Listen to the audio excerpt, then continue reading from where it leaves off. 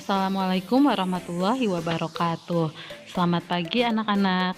Alhamdulillah hari ini kita sudah beranjak ke subtema 3, memelihara kesehatan organ pernapasan manusia.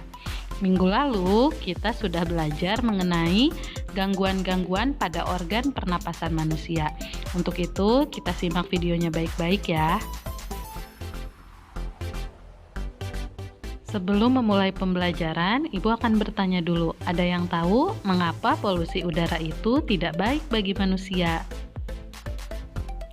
Jawabannya adalah karena polusi udara itu banyak mengandung gas-gas berbahaya bagi organ pernapasan manusia. Di dalam polusi udara terkandung zat-zat berbahaya, di antaranya ada monoksida, nitrogen dioksida, sulfur dioksida, dan ozon. Nah, untuk lebih jelasnya, kalian boleh simak video berikut ini ya. Polusi udara yang tinggi. Polusi adalah zat yang mempunyai efek berbahaya atau beracun pada lingkungan. Apakah kalian tahu bagaimana polusi mempengaruhi badan kita?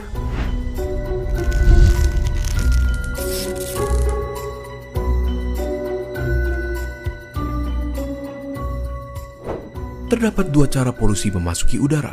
Yang pertama, pollutant source, di mana polutan berasal dari satu sumber seperti emisi pabrik. Yang kedua adalah non-pollutant source, di mana polutan berasal dari banyak sumber seperti mobil. Terdapat dua jenis polutan, di mana polutan primer adalah polutan yang dapat menyebabkan kerusakan secara langsung atau bereaksi di udara untuk membentuk zat yang merusak, dan polutan sekunder, di mana polutan terbentuk sebagai hasil reaksi antara polutan primer dan komponen udara. Tiga organ utama yang dipengaruhi oleh polusi udara adalah tiga organ yang sangatlah penting: paru-paru, jantung, dan otak. Polutan di udara adalah molekul-molekul kecil yang dapat dengan mudah masuk ke dalam tubuh di saat kita bernafas. Mereka dapat menyebabkan inflamasi di paru-paru yang dapat mengakibatkannya kehilangan kapasitas dan mengurangi fungsinya seiring waktu. Penumpukan polutan ini dapat menyebabkan penyakit pada paru-paru kita seperti asma, emfisema, bronkiolitis, bahkan kanker. Terlebih lagi, molekul buruk ini bisa masuk ke aliran darah, seperti membuat jantung kita stres dan bekerja lebih keras untuk berusaha menyediakan tubuh dengan jumlah normal oksigen.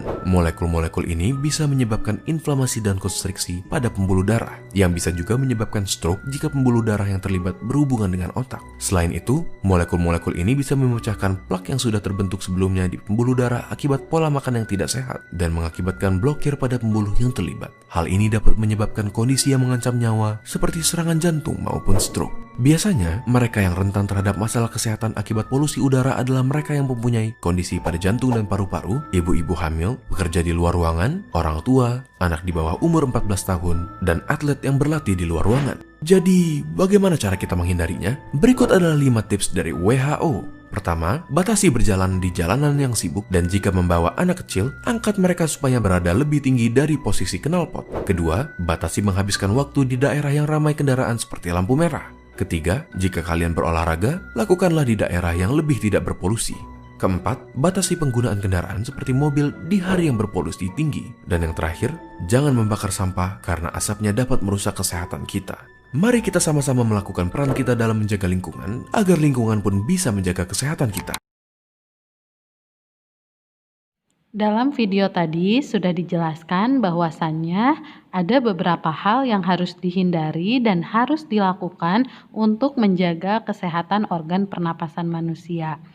Adapun hal-hal lainnya yang harus diperhatikan untuk menjaga kesehatan organ pernapasan manusia, yang pertama adalah mengonsumsi makanan sehat. Yang kedua, rajin berolahraga. Yang ketiga, tidur dengan cukup. Yang keempat, menghindari asap rokok. Dan yang kelima, menjaga kebersihan diri dan lingkungan sekitar. Cukup sekian pembelajaran kita hari ini. Ibu ucapkan terima kasih karena sudah menyimak video ini dengan baik. Dan terakhir, tetap semangat belajar di rumah. Wassalamualaikum warahmatullahi wabarakatuh.